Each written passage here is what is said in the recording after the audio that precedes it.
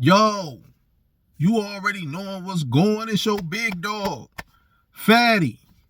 Outside looking inside, surviving prison TV. Yeah.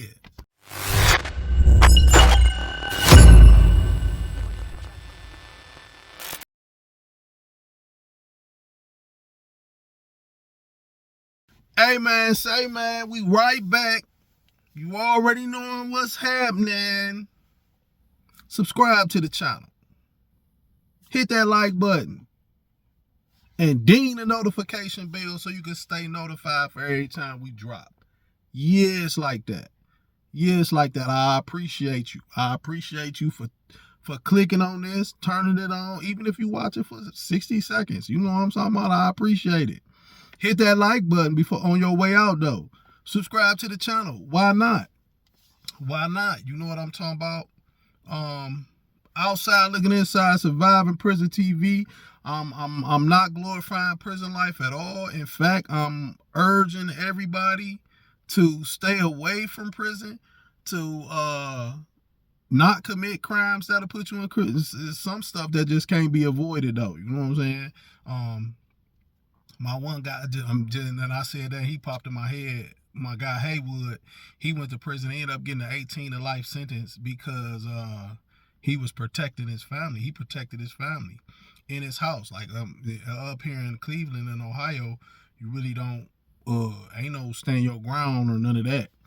He ended up taking a guy's life in his front yard, taking up for, I want to say his stepdaughter at the time, taking up for her. He ended up taking a guy's life and, you know, went to prison. And that's what I was talking about from the one episode, from that public defender thing. You know, the public defender, that's like, it's gonna be bad for you with that public defender. It's definitely gonna be bad. It's gonna be a hard way to go with a paid attorney.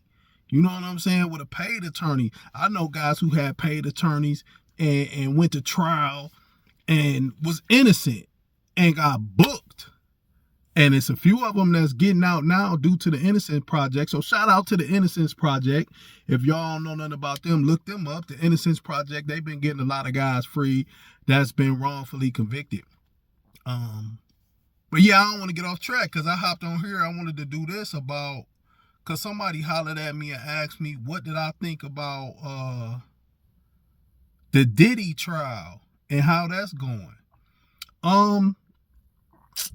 I really don't know how to feel about it, because when I'm looking at his charges, I went and I had to go and look at his charges because I was looking at what people were saying about the trial and what was going on, and a few people testified. Cassie testified. The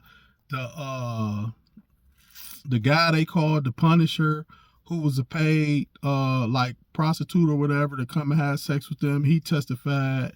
And now I want to say this was like a Biggie's, I mean not Biggie, but damn, Diddy's assistant or something like that. He testified, talking about how Diddy was taking the ecstasy pills with Obama face on it and with the Ciroc and all that, you know, getting this Diddy bop on, you heard me? So I had to really go and look at his charges. So I went back and I looked at his charges, and they was talking about how they showing a video of him in a hotel, dragging and punching on Cassie, talking about how he urinated on her and made her drink urine, and just a whole bunch of gruesome stuff and freaky stuff. So I really went back and looked at his charges to see like how this really turning out. You know what I'm saying, for Diddy. So here go a breakdown of his charges. I think he got 3 different charges. One of them is racketeering conspiracy. This charge alleges that Combs ran a criminal enterprise involved in a pattern of racketeering activities. This activity includes sex trafficking, forced labor, kidnapping, arson, bribery, and obstruction of justice, among other crimes. If convicted of racketeering conspiracy, Combs could face a maximum sentence of life in prison. Then it's another one, sex trafficking by force, fraud, or coercion. 2 counts. These charges accuse Combs of engaging in sex trafficking, meaning he allegedly used force, fraud, or coercion to cause individuals to engage in commercial sex acts. If convicted on these counts, Combs faces a maximum sentence of life in prison and a mandatory minimum sentence of 15 years. Then it's 3. Transportation to engage in prostitution, 2 counts.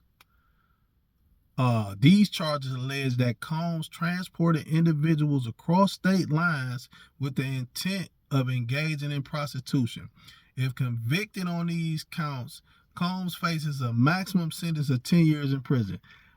Okay, so reading this and then going off what I'm saying, the testimonies that's been going on in court, like, they really haven't proven anything about these charges yet. Only thing they really just put out there was dude just was a freak monster. He just a super freak. He just, they put a whole new term on the phrase Diddy bop. He was really Diddy bopping. He really on his Diddy. You heard me? So that's really the only thing that I feel like that they showing and that they proven so far. They showing that he will beat on a female. That's domestic violence. They showing that he go both ways. He like men and women, and he like watching. You know what I'm saying? They showed that. They talking about that. And they just talk about the guy was just a mean, like, savage dude, controlling, and he just liked to have sex, and he liked to do a lot of drugs. And when he doing a lot of drugs and you know what I'm saying, he possibly a different dude. But as far as like the Punisher and stuff, so far, Cassie saying that she got the guy. She's saying that Puff had her do it. But or Diddy, we just gonna say Diddy had her do it, and but it's really not nothing to show like this what he did or what he owned. You know what I'm saying? I done heard some other stuff from other interviews that I watched but this was before his trial even started, where they were saying like he blew Kid Cudi car up for messing with for stealing Cassie from him, knocking Cassie right from under him or whatnot. And now they trying to say, well, now they're saying that Cassie's mother is saying that he threatened them to put out a sex tape of Cassie if she don't pay. Now, I'm just going to say allegedly. I'm just going to put that in there. You know what I'm saying? But yeah, they saying that happened. But really, like, no, I ain't seeing nothing. I'm not seeing or hearing nothing for racketeering conspiracy. Sex trafficking by force, fraud, or coercion. Okay, so it might be something by coercion. You know what I'm saying? Buying a prostitute or whatnot. And it depends on where the prostitute came from. So like if Diddy and Cassie flew to Vegas and they in Vegas and they order a prostitute while they in Vegas, that ain't going across state lines. But that's the only way I can see that playing out is like if they in New York and the prostitute in Vegas and they flying from Vegas to New York. But then you got to prove that. You got to prove all that. And like, they really not showing none of that. I don't know if they just laying this out now. Because for real, I got R. Kelly vibes from the beginning. When they got to talk about the pee and all that. And just keep showing. And they show the video. And a bunch of stuff that really didn't have nothing to do with it. Like, I feel like Diddy's lawyers should have objected to that. And not even let the jury even see that. Get that in their head. Because once they even see it or get it in their head, it's really going to be hard to change their mind from the feelings that they going to feel about the situation of this man. This is my opinion. Because I'm thinking like me. If I see it, but really I'm like, I'm knowing what's going, and I know the type of little games that they playing. So they really like doing a lot of little mind games, and so that's the reason for showing all this stuff instead of just getting right to the meat and potatoes. So, it's really like a boxing match. They in there, I think they in there feeling each other out, and they shooting jabs to see what their opponent gonna do. Is you gonna react to this jab? Which way you gonna feint? You know what I'm saying? Or is you gonna throw a punch with it? Or what you gonna do? Let me just throw this out there. Let me put this out there to see your reaction and your reaction time and all that. But I still got this big haymaker that I'm ready to drop on you too if you playing crazy. So right now it's really still like a little like this. For real, I can't say that Puff losing bad, or I can't say winning good. I can't really see it from the information that I'm getting and that I'm hearing. I feel like the prosecutor really ain't proving their case. That's what I feel like. I feel like they really not proving their case. I feel like they just exposing that dude is just a super duper ooper freak, and he on it the long way like that. I feel like that. I feel like it's gonna be more people coming out just on the lawsuit side talking about Diddy done bopped on him.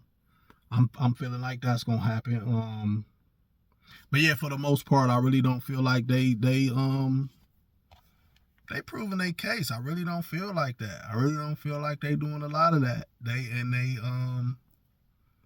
I really don't.